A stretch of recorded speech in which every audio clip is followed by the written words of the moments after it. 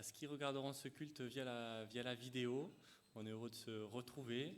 S'il y a des personnes qui sont nouvelles, on veut vraiment que vous soyez à l'aise avec nous.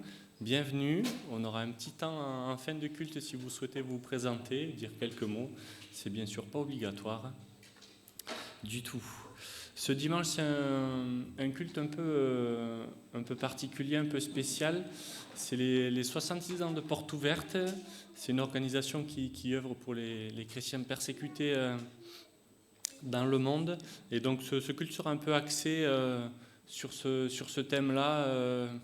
Georges aussi aura un message dans ce sens tout à l'heure.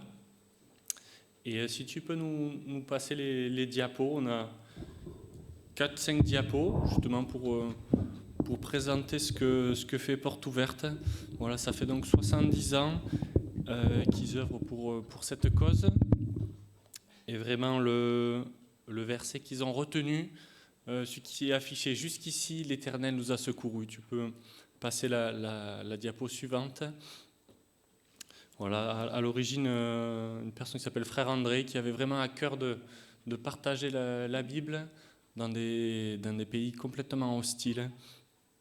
Tu peux encore passer la prochaine. Voilà. Et ce que Porte Ouverte fait en particulier aujourd'hui, ils établissent cet index mondial de la persécution qu'on retrouve sur cette carte, où les pays sont classés par ordre d'importance, où la Corée du Nord, depuis plusieurs années, est sur le podium, on va dire, du pays le plus dangereux où les chrétiens sont mis à mort, mis dans des camps.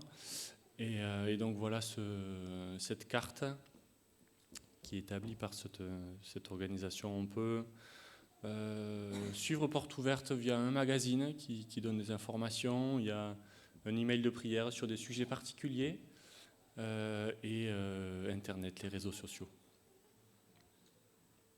Voilà, donc ce verset, jusqu'ici l'Éternel nous a secourus. Et j'en ai choisi un autre, moi, avant de prendre les premiers chants. Si tu peux nous l'afficher, voilà. Est-ce que vous voulez venir le lire ? Une de vous trois ? Avec le micro de Gaël, ça sera plus simple. Tu vois la télé ?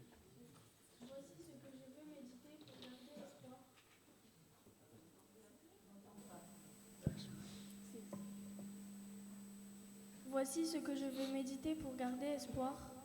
Les bontés de l'Éternel ne sont pas épuisées, ses compassions ne prennent pas fin. Elles se renouvellent chaque matin, que ta fidélité est grande. Voilà, merci.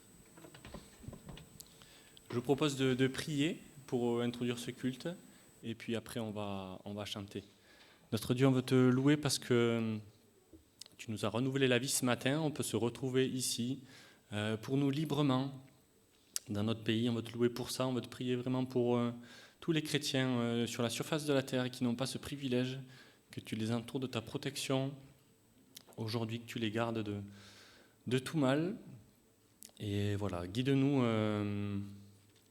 ce matin, que nos pensées soient vraiment tournées vers toi et que ce moment soit à ta gloire. Au nom de Jésus. Amen. Je vous propose de vous lever pour ceux qui le peuvent et on va chanter 2 chants. Ta fidélité, voilà ce qu'on veut axer sur ce culte, la fidélité. Et toi qui disposes.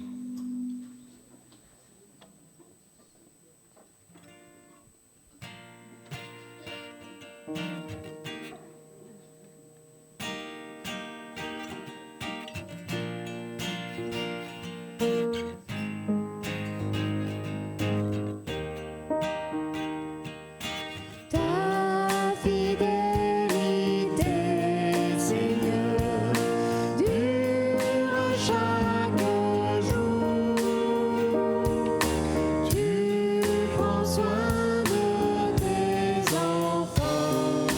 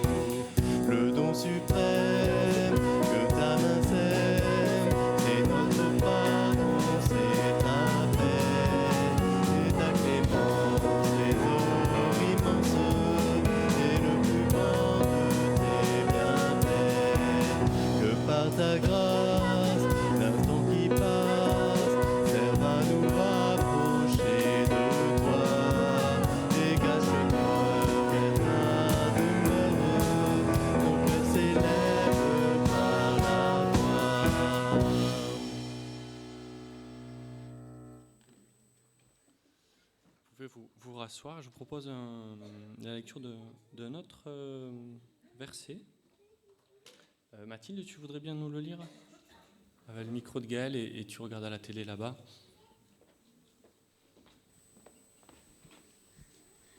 Tout ce que l'Éternel veut, il le fait dans le ciel, sur la terre, dans les mers et dans tous les abîmes. Il fait monter les nuages des extrémités de la terre, il produit les éclairs et la pluie, il tire le vent de ses trésors. Super, merci. J'ai choisi ce verset pour montrer que voilà, Dieu est souverain, malgré les persécutions que certains chrétiens peuvent traverser, mais Dieu est au-dessus de tout. Pour nous, c'est facile à le dire, mais quand on est dans le feu de l'épreuve, voilà, je pense qu'ils doivent se raccrocher à ça, que leur Dieu contrôle tout, notre Dieu contrôle tout. Alors on peut se relever pour chanter « Mon secours est en toi » et aussi déclarer « Jésus, je te suivrai » dans un second chant.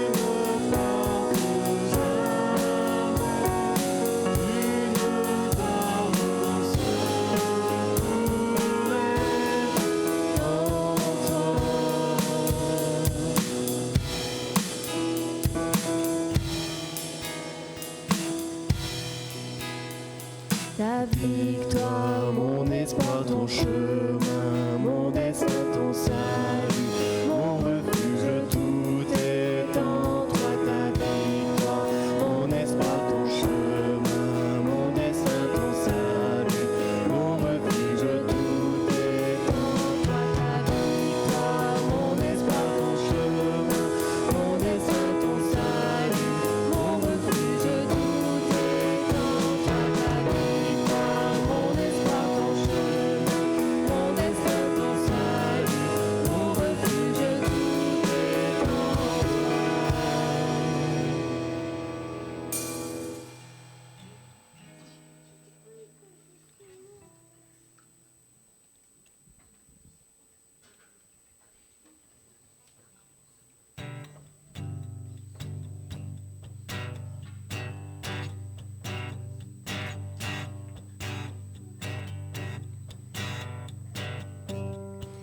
dans la joie quand le soleil m'inonde, sur les monts où ta présence abonde.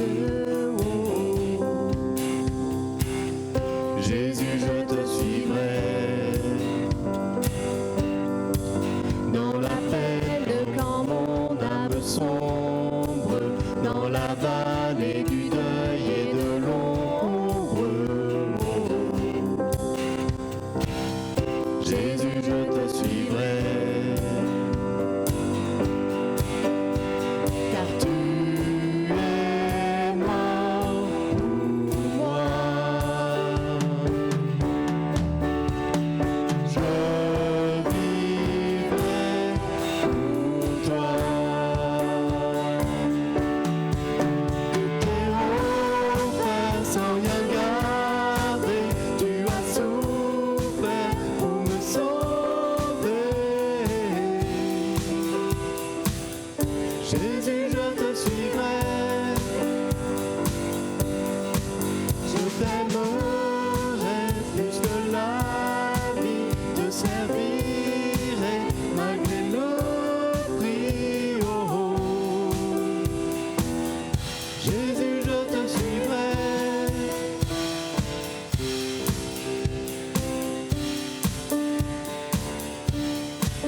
Confiant quand ma foi est profonde, dans le doute quand ma paix semble fondre. Oh. Jésus, je te suivrai, car tu es mort pour moi. Je vivrai pour toi. Tu t'es offert sans rien garder. Tu as souffert pour me sauver. Oh. Jésus, je te suivrai. Je t'aimerai plus que la vie. Te servirai malgré le prix. Oh. Jésus, je te suivrai. Oh, oh, oh, oh, oh, oh.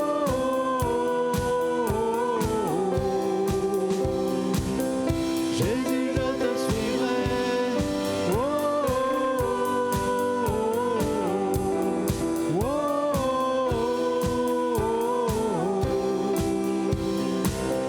Jésus, je te suivrai,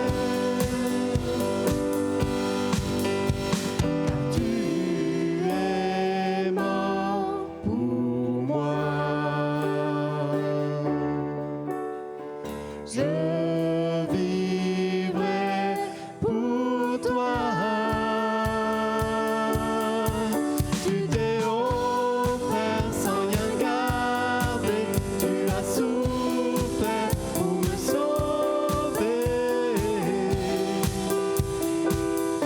Jésus, je te suivrai. Je t'aimerai plus que la vie. Te servirai malgré le prix. Oh. Jésus, je te suivrai.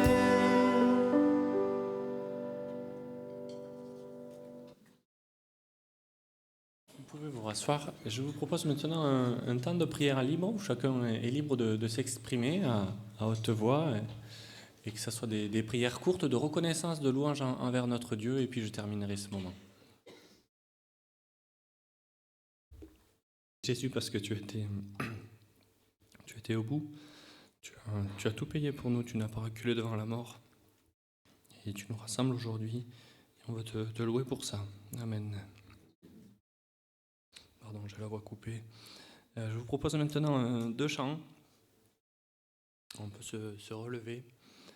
C'est nul n'est comme toi, Dieu puissant éternel. Tu nous as consolés, tu nous as relevés. Le titre, c'est Tu es merveilleux. On peut le prendre et on va chanter aussi en suivant un second chant au-dessus de tout.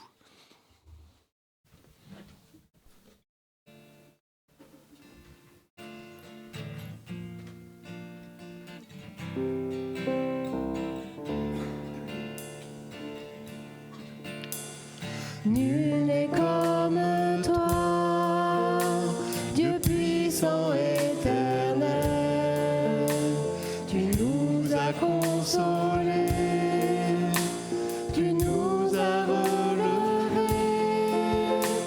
Ton amour est si fort pour restaurer, sauver.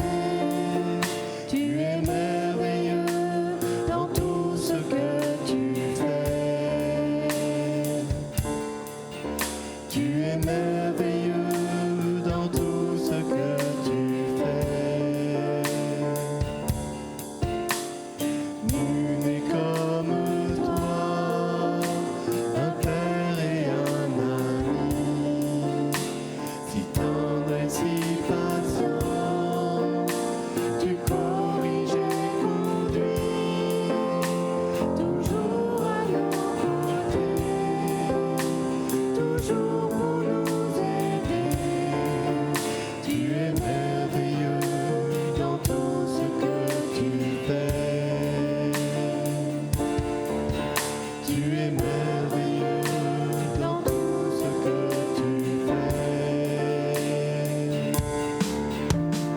Nul n'est comme toi, Dieu d'amour et de paix, justice et vérité. En toi tout est parfait, lumière et sainteté, splendeur et majesté. Tu es merveilleux dans tout ce que tu fais. Tu es merveilleux dans tout ce que tu fais. Oh, tu es merveilleux dans tout ce que tu es. Mon Père et mon Sauveur, mon ami, mon Seigneur. Tu es merveilleux dans tout ce que tu es. Tu es merveilleux dans tout ce que tu es.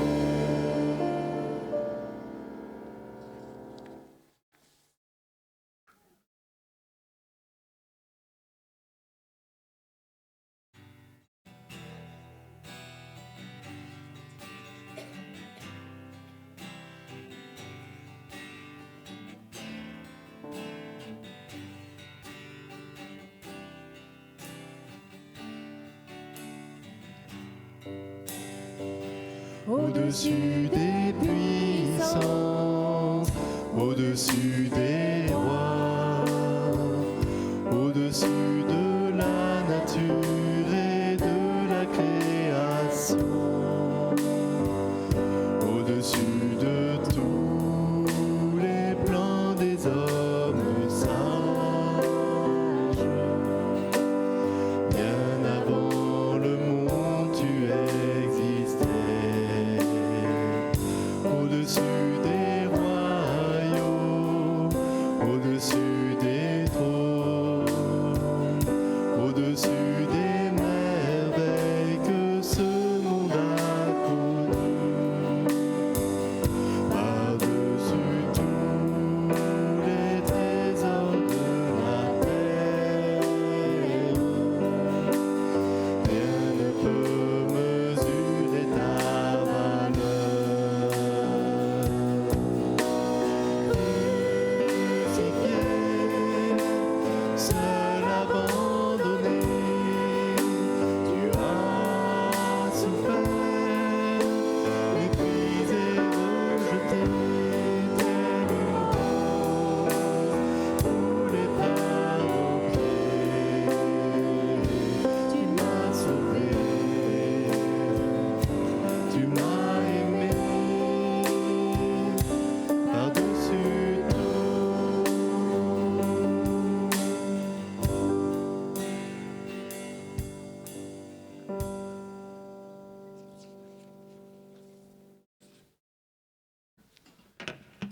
Vous pouvez vous rasseoir un petit instant. On va maintenant passer au moment du culte où on va partager la scène. se souvenir de ce que Jésus a fait pour nous. Il nous l'a demandé. Et pour cette fois, j'ai pensé à quelque chose par rapport à nos frères et sœurs persécutés qui ne peuvent pas librement justement faire cet acte, ils doivent se cacher. Alors on va éteindre les lumières pour ce moment, pour un peu s'associer à à ce qu'ils vivent, au fait qu'ils doivent se cacher. Alors on va éteindre pendant un petit instant ces lumières et on va poursuivre avec un chant qui va nous introduire dans la scène. Ce chant s'appelle « Montre-moi l'aurore ». Montre-moi l'aurore de ce jour si noir, Christ en chemin vers le calvaire, jugé par des pécheurs, flagellé, battu, cloué sur une croix. On peut rester assis pour ce chant.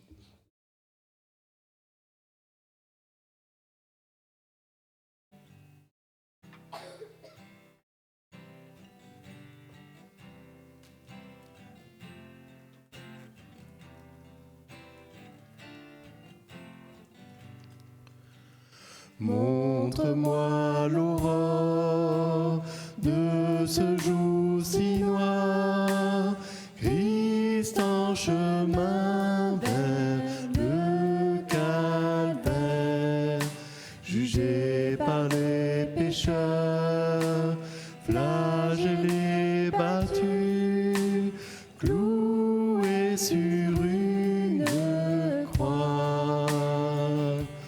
Ô puissance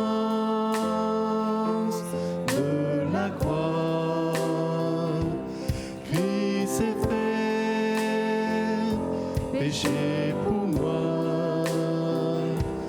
Prends sur lui la colère, je suis pardonné à la croix.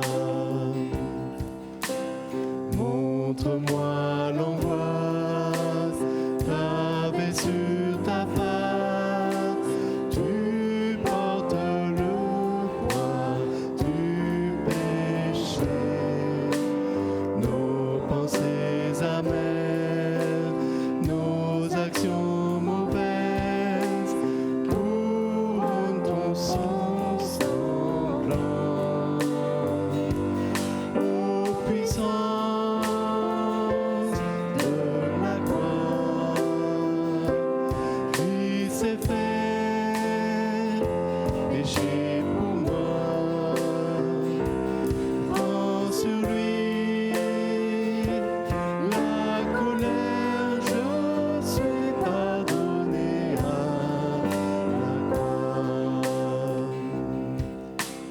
La lumière se voit et la terre tressaille, le Créateur courbe la terre, le voile déchiré, les morts se réveillent, il crie c'est accompli.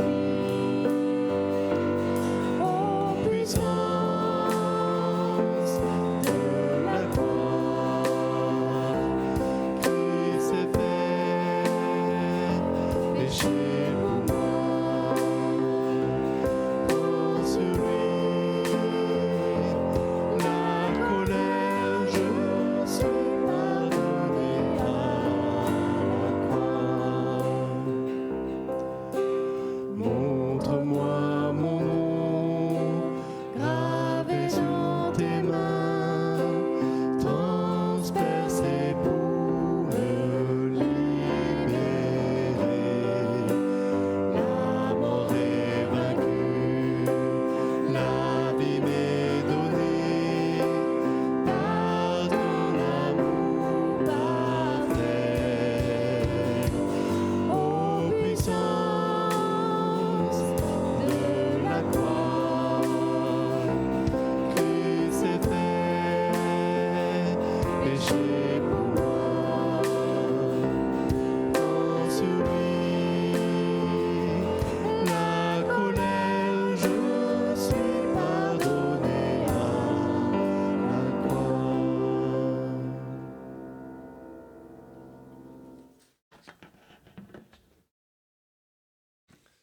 nous allons partager voilà, les éléments que Jésus avait mis en place, le pain et le vin, pour se souvenir de sa mort et de sa résurrection. Alors j'invite tous qui souhaitent prendre ce repas à se mettre debout. Pour cela, il faut bien sûr avoir compris la portée de ce que Jésus a fait, l'avoir témoigné en se faisant baptiser et en montrant son attachement à Jésus. Alors voilà, les personnes qui souhaitent prendre ces éléments de souvenir, vous pouvez vous mettre debout. Et puis les frères que j'ai sollicités, vous pouvez venir, on va distribuer, on va passer dans les rangs au milieu et sur les côtés.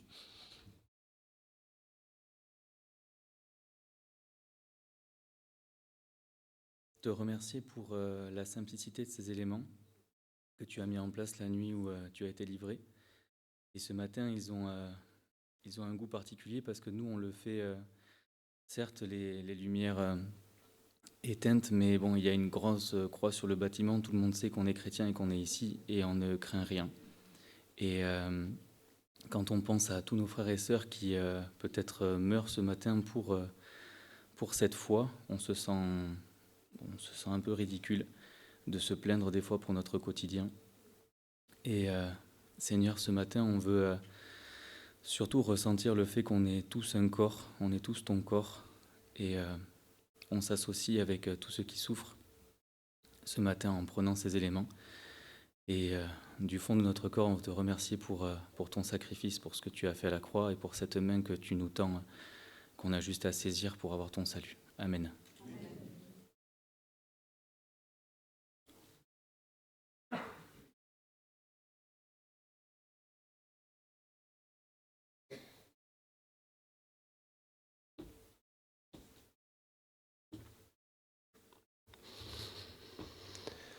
Seigneur notre Dieu, encore une fois, c'est vrai, merci de nous pouvoir nous réunir autour de toi, librement, Seigneur. Et Seigneur, quelle joie et quelle paix de pouvoir marcher avec toi dans nos vies, Seigneur. Seigneur, tu as tout accompli à la croix et tu nous pardonnes tous nos péchés, Seigneur. Et merci pour ce pardon qui nous offre cette liberté, Seigneur. C'est vrai, on l'a chanté, Seigneur, qu'on est libre en toi, Seigneur, et quelle liberté on peut avoir, Seigneur, quel amour tu déverses dans nos vies grâce à cette victoire à la croix, Seigneur. Merci pour ce sang qui a coulé, qui nous lave de tout péché. Et c'est pour ça, Seigneur, qu'on veut se rappeler de ce sang par ces éléments qu'on prend ce matin. Et merci encore une fois de cette victoire sur la croix et de cette vie que tu nous offres en abondance. En ton nom, Seigneur Jésus-Christ. Amen.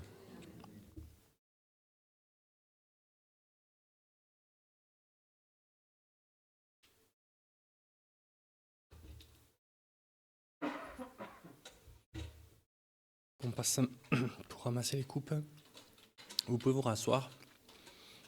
Et nous allons voir le message de la part de Georges. Je pense qu'il n'y a pas de classe d'enfants, on est encore pendant les vacances, d'accord.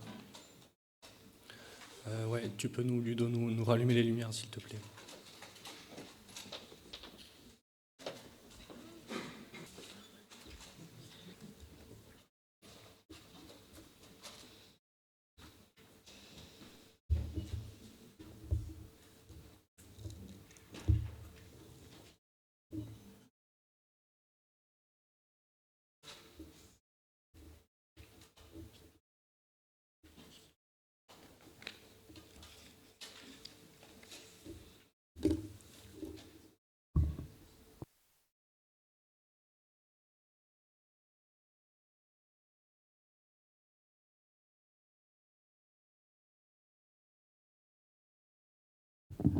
Bonjour à chacun et à chacune.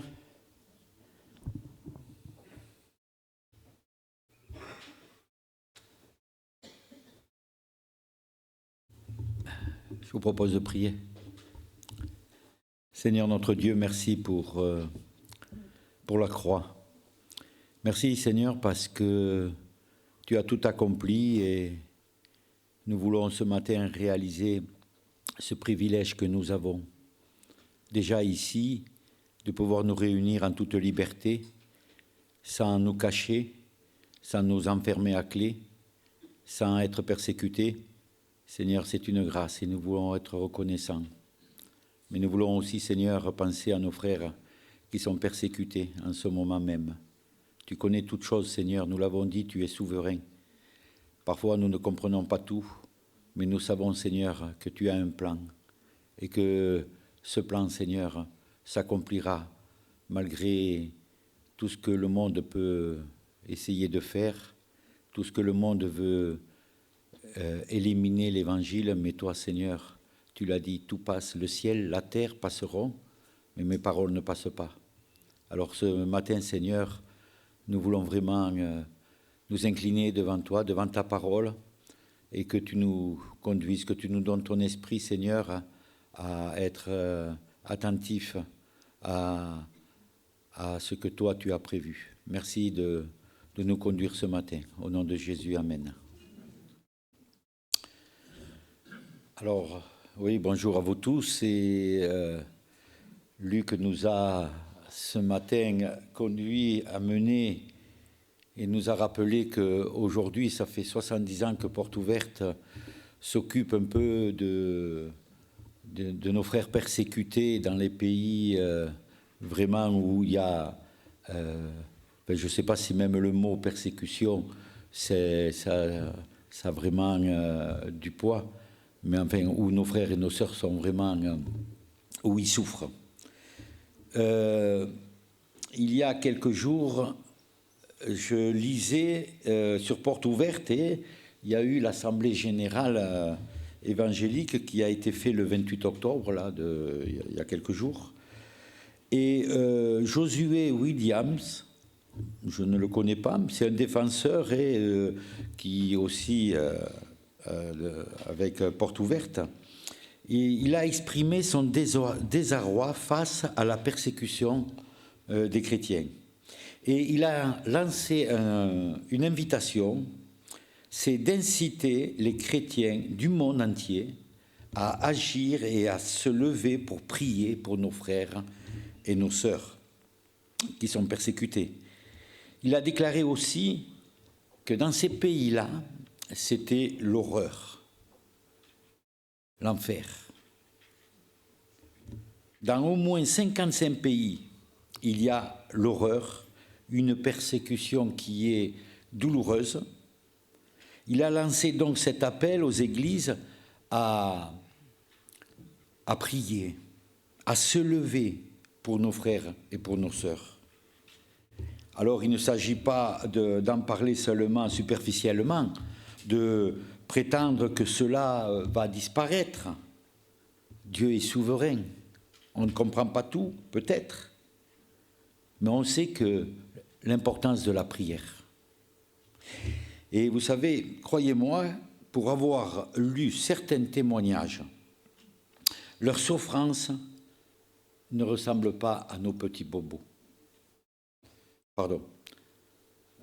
Ceux qui traversent des difficultés, la maladie, ce ne sont pas des petits bobos, ce n'est pas ça que je veux dire. Mais dans ces pays-là, il y a la torture, il y a les viols, il y a le fouet. Certains sont brûlés, sont mis en prison. Je vous en passe. Ils sont opprimés, ils sont harcelés. Mais ce sont des guerriers de la foi. Et vous savez pourquoi ? Eh bien parce qu'ils prononcent le nom de Jésus, parce qu'ils ne renient pas Jésus, parce que Jésus est leur trésor. Et qu'ils n'ont pas honte de témoigner, ils n'ont pas honte de persévérer dans la foi malgré tout ce qui peut se passer. Quand je vois leur foi, leur courage face à ces difficultés, je me dis, waouh, ils font partie des héros qui sont mentionnés dans Hébreux au chapitre 11. Dans Hébreux chapitre 11, il nous est dit « Car la foi est une ferme assurance des choses qu'on espère, une démonstration de celles qu'on ne voit pas. » nos frères persécutés espèrent en leur Seigneur. Vous savez, je crois que je l'avais déjà dit, mais je le redis, si la Bible serait écrite aujourd'hui, eh bien la liste des héros dans Hébreux chapitre 11, eh bien elle serait beaucoup plus grande. Oh, tous les héros ne sont pas bien sûr mentionnés dans Hébreux, mais certains de nos frères et de nos sœurs pourraient être aussi dans cette liste des héros de la foi. J'ai écouté un discours il y a eu quelques jours aussi, que j'ai écouté ce discours et j'ai retenu plusieurs choses qui a été dites. Il nous a été rappelé que, je ne sais pas si vous le savez, mais le 10 septembre de cette année, dans la ville de Lyon, un handicapé a été assassiné alors qu'il proclamait sa foi et défendait ce qu'il avait de plus précieux, en septembre, le 10 septembre.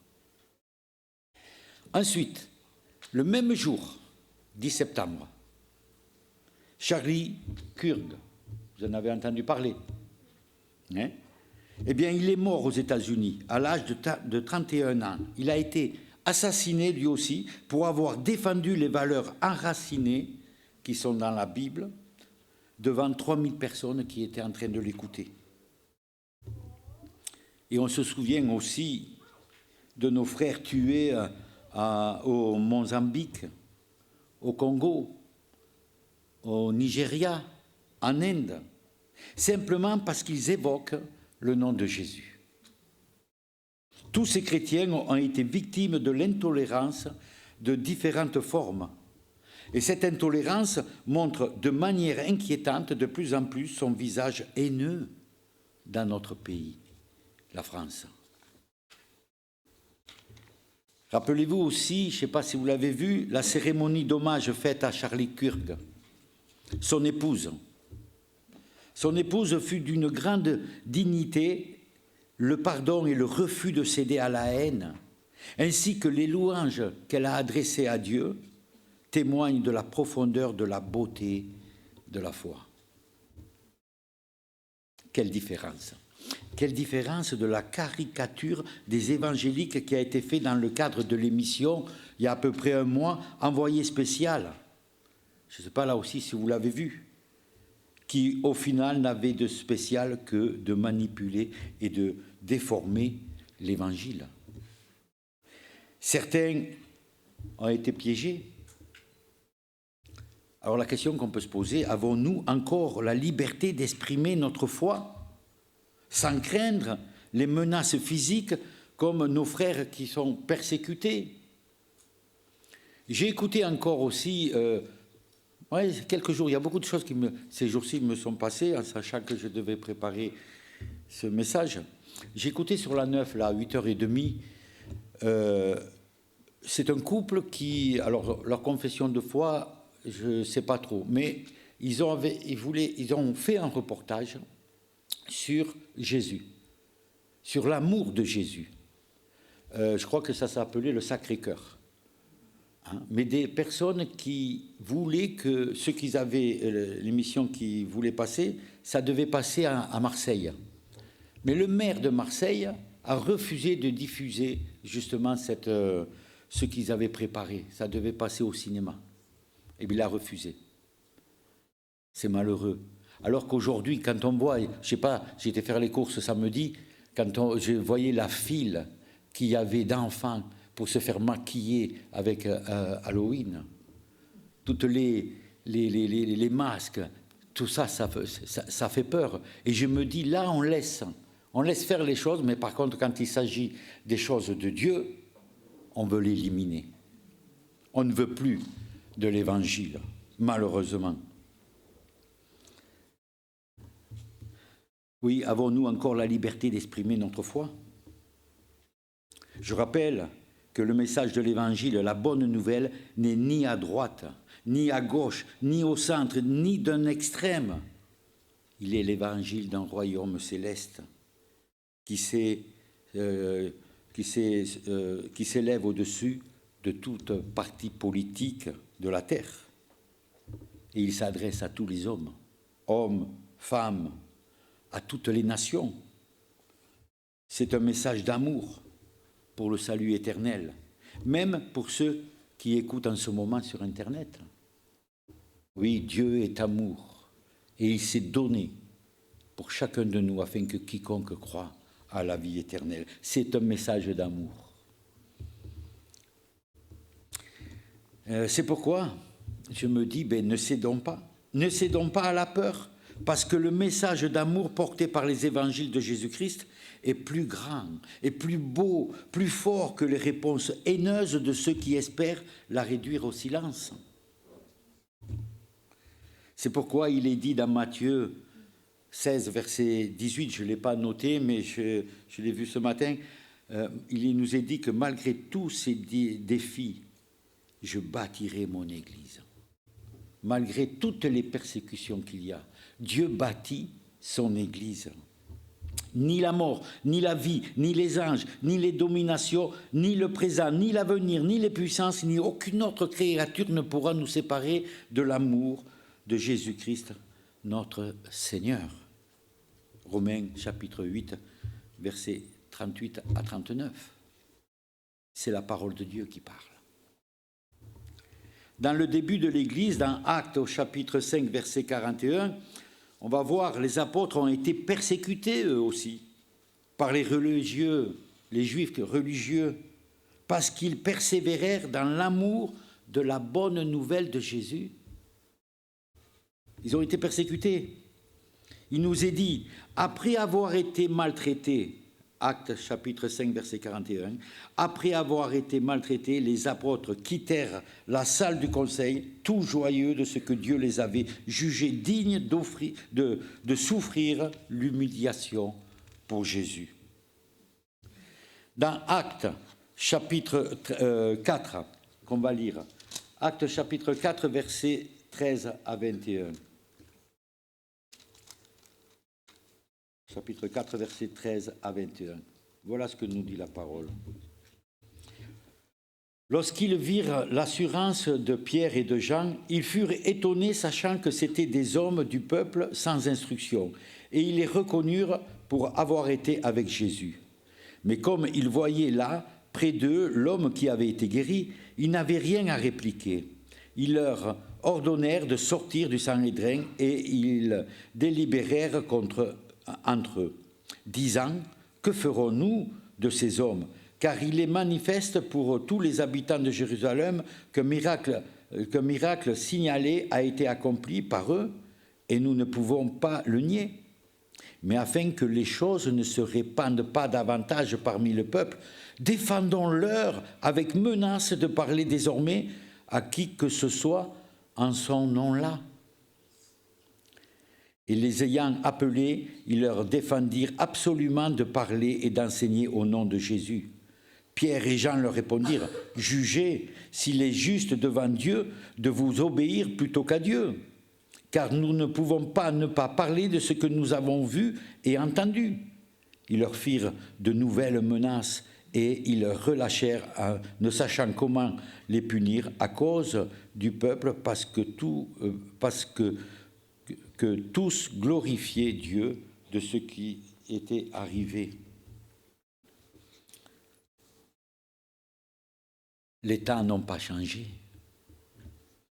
On voit la persécution déjà des disciples. Aujourd'hui, rien n'a changé. Regardez au verset 17. « Mais afin que les choses ne se répandent pas davantage parmi le peuple, défendons-leur avec menace d'en parler à qui que ce soit. » Et aujourd'hui, c'est pareil. Nos frères persécutés continuent d'être des témoins de la foi qu'ils ont en Jésus-Christ. Et je rappelle que, en grec, que le mot témoin veut dire martyros. Ça veut dire martyr. Martyr en français. Ce sont des martyrs. On leur défend de parler de Jésus. Mais Pierre et Jean leur dit au verset 19, « Jugez s'il est juste devant Dieu de vous obéir plutôt qu'à Dieu, car nous ne pouvons pas parler de ce que nous avons vu et entendu. » Certes, c'est vrai que nous, aujourd'hui, nous n'avons pas vu et entendu ce que les disciples ont vu et qui ont entendu. Mais rappelez-vous ce que Jésus il a dit à Thomas. « Heureux ceux qui n'ont pas vu, mais qui ont cru. » Eh bien oui, nos frères et nos sœurs, dans ces pays persécutés, eux ont voulu aussi obéir. Ils veulent obéir à Dieu plutôt qu'aux hommes. Et ils sont des témoins, des martyrs. Et ça leur coûte cher. Actes chapitre 5, verset 40. Il nous est dit que les disciples furent battus de verges. Battus de verges. Le monde n'a pas changé. Non, loin de là. Regardez, il nous est dit, vous savez, nous aujourd'hui, on prie. Oui, on prie, Seigneur, bénis-moi. Ou aime-moi, remplis-moi, guéris-moi. Et dans Jean chapitre 15, verset 18, il nous est dit, Jean 15, verset 18, « Si le monde vous hait, sachez qu'il m'a haï avant vous. » Et le verset 19, « Si vous étiez du monde, le monde aimerait ce qui est à lui, mais parce que vous n'êtes pas du monde, à cause de cela, le monde vous hait. » Oui, l'Église persécutée prie. Prie pour que Dieu leur donne le courage d'annoncer la parole avec audace. Et c'est Dieu qui leur donne la force.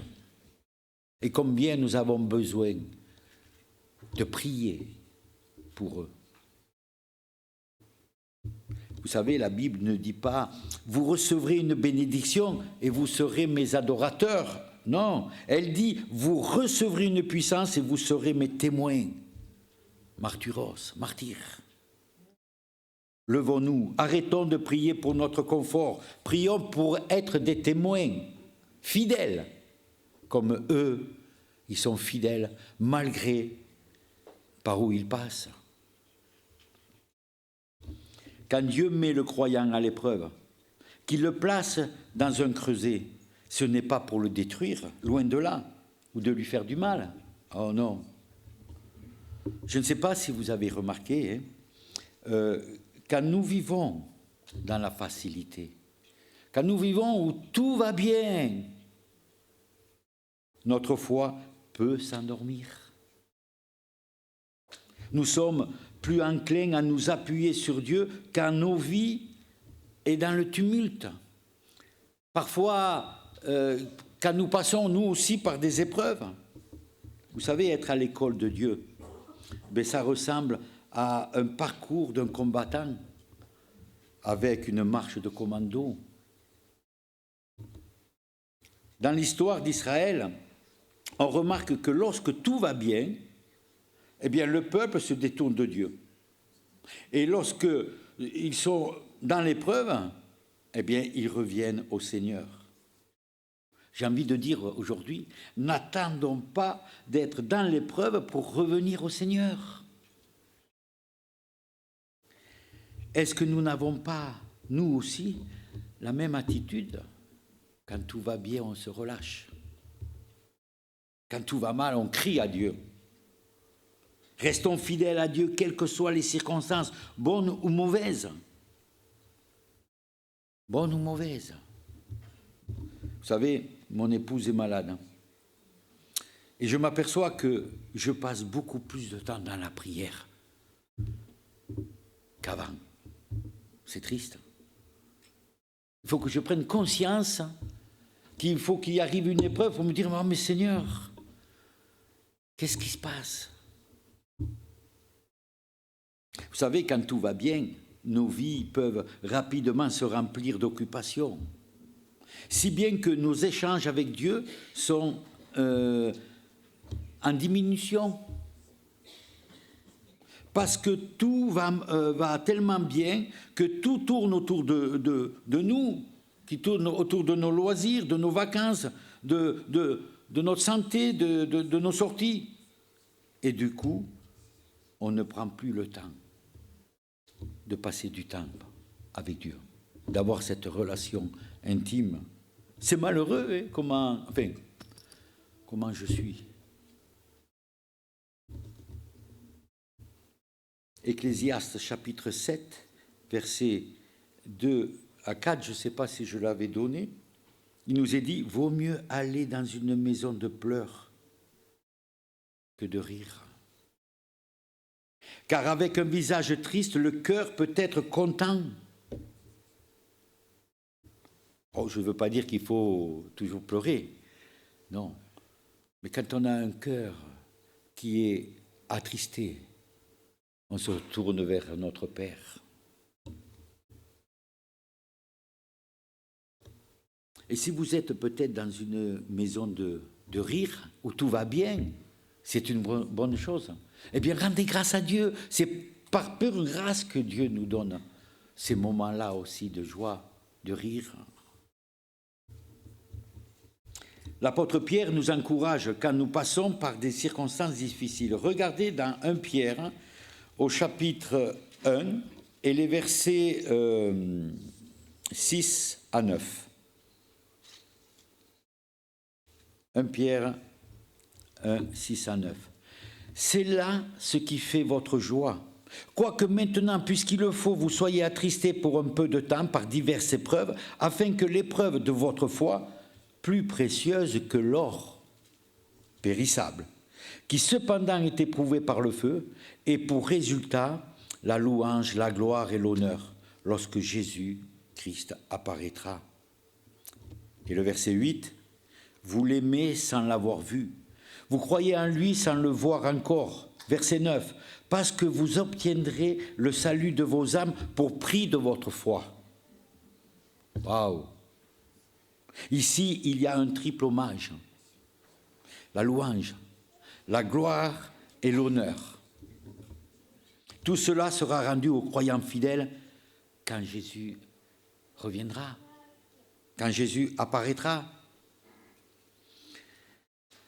Dans 1 Samuel, chapitre 7, versets 1 à 17, nous n'allons pas le lire, juste un petit résumé. Nous avons, dans ce chapitre-là, nous avons l'histoire du peuple d'Israël qui est dans un contexte difficile, vivant sous la persécution des Philistins. Et cette histoire biblique nous montre comment Dieu prend soin de son peuple. Dans ce chapitre 7, de 1 Samuel, on voit que la relation du peuple avec Dieu, eh bien, il est en dents de scie. Parfois, notre vie peut être aussi en dents de scie avec le Seigneur. Samuel dit, au verset 3, Samuel dit à toute l'assemblée d'Israël, si c'est de tout votre cœur que vous revenez à l'Éternel, si c'est de tout votre cœur que vous revenez à l'Éternel.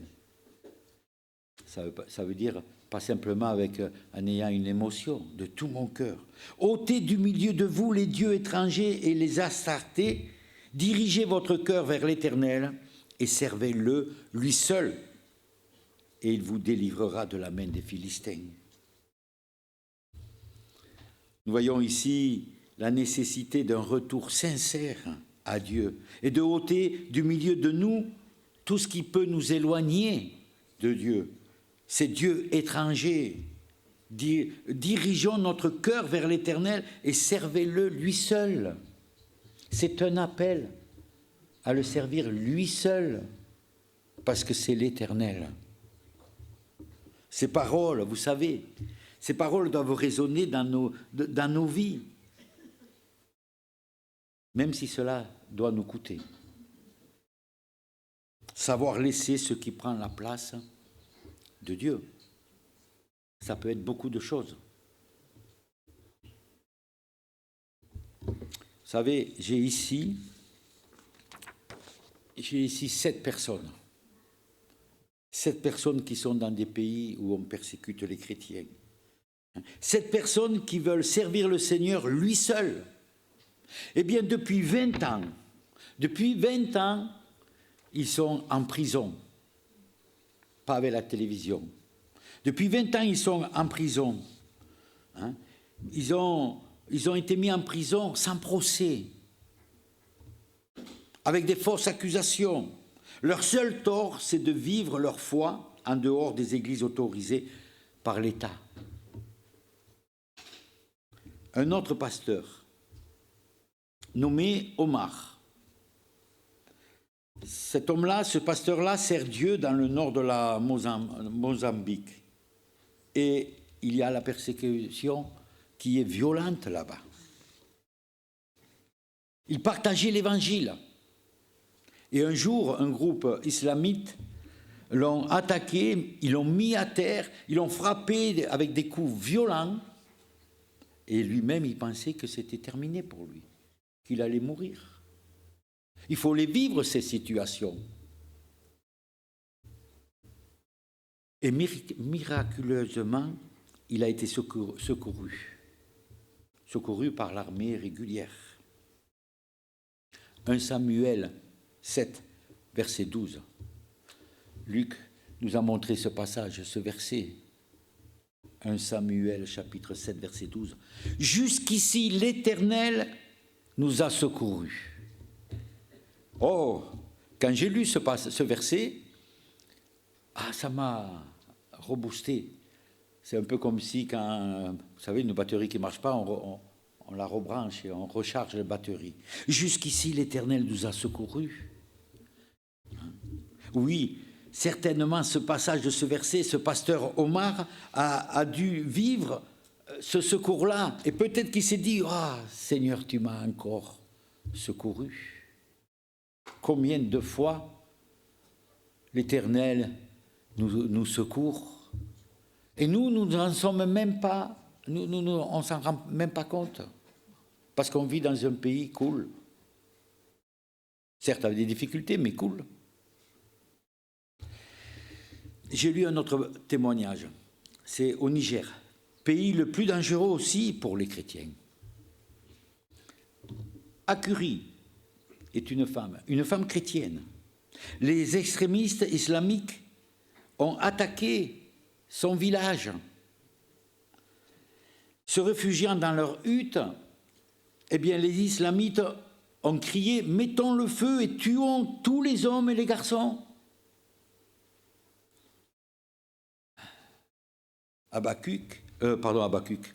Akuri, je pensais au livre. Akuri, avec l'instinct d'une mère, quand elle a entendu ça, qu'est-ce qu'elle a fait? Elle a vite couru, elle a vite pris des affaires de ses filles, qu'elle a revêti ces garçons en filles pour pas qu'on tue les garçons. Les islamites visaient tous les hommes. Ils visaient tous les hommes pour affaiblir justement et priver les femmes de tout soutien matériel. On ne le vit pas ça, nous. Ce jour-là, 18 hommes sont morts, ainsi que le mari de Akuri. Et cela, ça s'est passé en mai 2024. C'est pas loin, hein? Cela nous rappelle, c'est vrai, que l'épisode de l'Exode, où les Égyptiens tuèrent tous les enfants mâles, vous vous rappelez? Eh bien, aujourd'hui, Akuri est obligée d'acheter tout pour vivre. Elle n'en peut plus. Seule avec 11 enfants, elle nous demande de prier pour elle et ses enfants. Oui, prions. N'oublions pas nos frères et nos sœurs. C'est vrai que cela nous rappelle l'histoire des Hébreux. Pour eux aussi, ça n'a pas été facile, réduit à l'esclavage. La situation, c'est vrai, là aussi, paraissait désespérée. Et c'est là que Dieu est intervenu pour les délivrer de leur situation, en leur donnant un libérateur, Moïse. Aujourd'hui encore, Dieu n'abandonne pas son peuple. Malgré ce qu'on peut voir, malgré ce qu'on peut croire, il est souverain en toutes choses. On ne comprend pas. Vous savez, il y a des fois, on ne comprend pas tout. Je ne comprends pas tout. Mais je ne comprends non plus pourquoi Dieu il a envoyé son Fils. Je ne comprends pas pourquoi. Par amour. Oui, il n'abandonne pas son peuple. Nous connaissons notre libérateur. C'est Jésus-Christ. Et nos frères et sœurs aujourd'hui vivent dans l'espérance, justement, en Jésus-Christ. La Bible nous dit que l'Église est le corps de Jésus-Christ. Oui, y compris l'Église nigérienne. Et nous faisons partie de cette même Église. Ce sont nos frères et nos sœurs.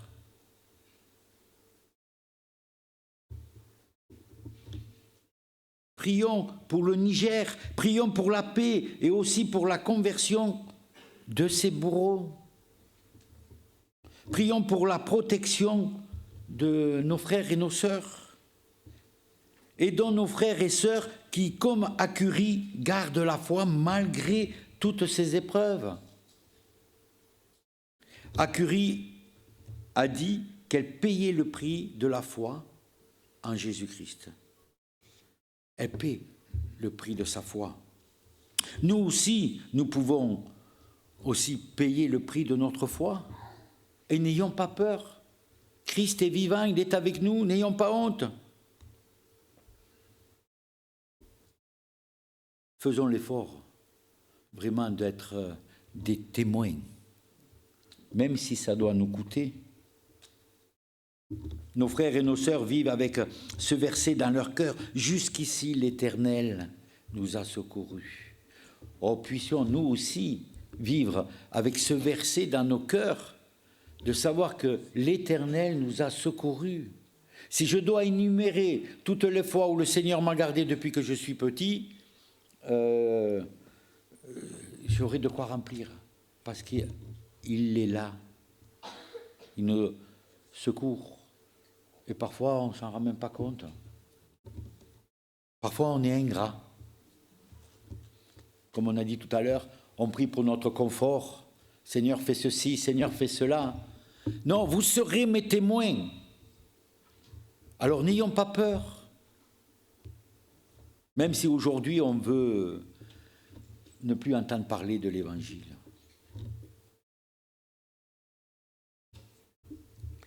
Ne sont-ils pas un exemple pour nous? La Bible nous rappelle d'imiter leur foi, car eux aussi sont des héros de la foi. Ne nous décourageons pas, car nous aussi, nous passons par l'épreuve. Parfois c'est dur, je sais, mais ne baisse pas les bras. Ne baissons pas les bras. Je vous promets que ça m'a fait du bien, moi aussi, de ne pas baisser les bras. Parce qu'il y a des situations difficiles. Mais de voir comment leur foi, comment ils sont pleins d'enthousiasme. Et parfois, quand je me regarde, je me dis, mais où elle est ta joie? Mais Christ, il vient en toi. Il est vainqueur. Et nous sommes plus que vainqueurs. Oui, ils sont des exemples pour nous. Ouais. Ne nous décourageons donc pas quand nous passons vraiment par des moments difficiles. Et je sais que beaucoup d'entre nous passent des moments difficiles. Certains par la maladie, d'autres pas financièrement, d'autres qui n'ont pas de travail. Ne désespérons pas. Ayons confiance, c'est ça la foi. Alors, tout simplement pour conclure, sachons regarder en arrière pour aller en avant. Pour considérer la grande fidélité de Dieu dans notre marche à ses côtés et dans la manière qu'il permet aux épreuves de nous ramener constamment à lui. Réjouissons-nous des délivrances apportées, de son pardon toujours offert, de sa bienveillance aussi chaque jour, parce qu'il nous le démontre chaque jour quand on s'est regardé à lui. Appuyons-nous sur l'expérience passée de sa fidélité. Oh, combien il est fidèle. Depuis tant d'années, combien il est patient, combien il m'aime, malgré ma vie, qui n'est pas toujours à sa gloire. Apprenons à revenir sans cesse à lui, dans l'humilité et la repentance, de sorte à grandir dans notre foi et dans notre intimité spirituelle avec lui. Où est l'essentiel dans la vie? Vanité de vanité, tout est vanité, poursuite du vent. Le bonheur ne se trouve qu'en Dieu. Quand on est dans l'épreuve, là aussi, c'est un passage qui doit cogiter. Soyons attentifs à la voix du Seigneur. Soyons attentifs à sa parole, à ce qu'il nous dit. Nous sommes invités à être l'expression du secours et de la fidélité de Dieu pour notre entourage et pour l'Église persécutée. Oui, jusqu'ici l'Éternel nous a secourus et il sera notre secours maintenant et pour l'avenir et pour l'éternité. Hébreux chapitre 11, verset 13. Regardez, c'est dans la foi qu'ils sont tous morts, sans avoir obtenu les choses promises. Il y a nos frères et nos sœurs qui meurent, sans avoir obtenu les promesses de Dieu. Mais ils les ont vus et salués de loin, reconnaissant qu'ils étaient étrangers et voyageurs sur la terre. Nous n'emporterons rien, rien du tout. N'oublions pas que nous aussi, nous sommes étrangers et voyageurs sur cette terre. Et que le Seigneur nous a dit, soyez mes témoins. Il n'a pas dit, soyez mes témoins et vous allez voir, vous allez avancer les mains dans les poches, tranquille, demandez-moi ce que vous voulez, vous l'obtiendrez. Non, c'est pas ça. Soyez des témoins fidèles. Oui, soyons des témoins fidèles. Que Dieu vraiment nous aide à prendre conscience que sans lui, nous sommes rien et que nous avons besoin vraiment de nous attacher à lui, malgré les circonstances, malgré les difficultés. La Bible nous dit, sache que dans les derniers temps, les temps seront difficiles. Et ils sont difficiles. Mais prenez courage. Ces choses, elles doivent arriver. Prions, veillons. L'Éternel, il est là et il nous secourt. Jusqu'ici, l'Éternel nous a secourus. Il le fera encore malgré les épreuves. Prions. Notre Dieu, notre Père, merci, parce que c'est toi qui es le chemin, la vérité et la vie. C'est toi, Seigneur, qui conduis toutes choses. Et nous voulons te faire pleinement confiance, malgré les épreuves, malgré les difficultés. Nous savons, Seigneur, que ton Église, c'est tous les chrétiens du monde entier, ceux qui ont le privilège de vivre dans un pays libre. Quelle grâce que tu nous accordes. Mais donne-nous, Seigneur, de ne pas nous endormir. Donne-nous, Seigneur, de vraiment de veiller et de prier, parce que c'est vrai, comme nous l'avons dit, que tu nous rappelles que quand tout va bien, on a tendance, Seigneur, à t'oublier. Et c'est dans les épreuves, Seigneur, que tu permets, que tu veux nous révéler qui tu es. Et je te remercie. Je te remercie de me rappeler, Seigneur, que tu es celui qui est au-dessus de toutes choses et que j'ai besoin toujours, constamment, de m'attacher à toi, de rester vraiment à tes côtés, à t'aimer, à vouloir te suivre. Je te prie pour nos frères ici, pour nos frères et sœurs qui sont persécutés, Seigneur, de leur donner la force Parce que Seigneur, si tu ne nous donnes pas ta force, nous sommes enclins à faire n'importe quoi. Seigneur, garde-nous toujours fidèles à toi, comme toi tu es fidèle à nous. Nous te louons, nous te remercions. Sois loué pour l'éternité, Seigneur. Au nom de Jésus, nous te prions. Amen.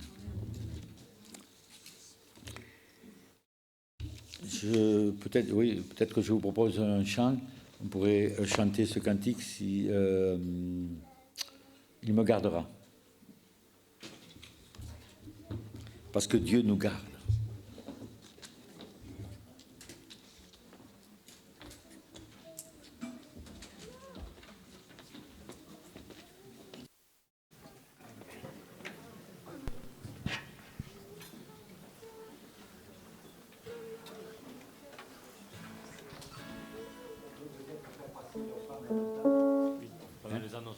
Par les annonces, d'accord.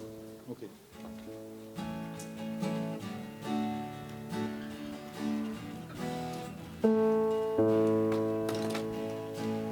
Quand je crains d'abandonner, Christ me gardera.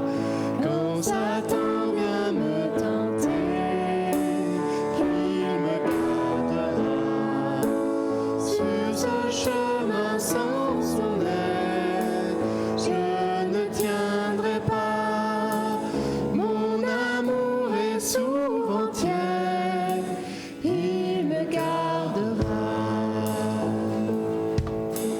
Il me gardera, il me gardera, car mon sauveur m'aime tant.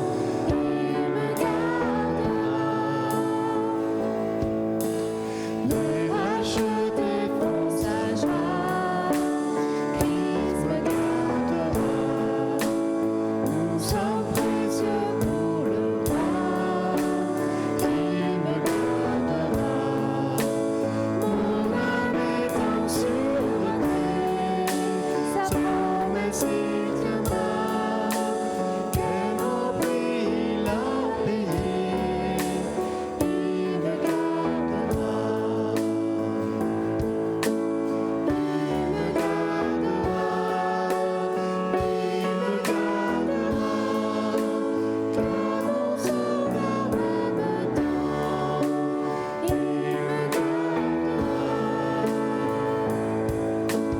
Il a souffert pour ma vie, Christ me gardera. Sa justice est accomplie, il me gardera. Avec lui ressuscité, il me gardera. Oui, enfin je le verrai quand il reviendra. Il me gardera, car mon sauveur m'aime tant. Il me gardera.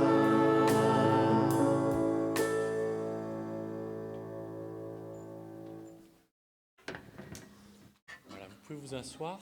Et c'est sur ce chant donc, que le culte en ligne se termine. Merci de nous avoir suivis. On vous souhaite une bonne semaine.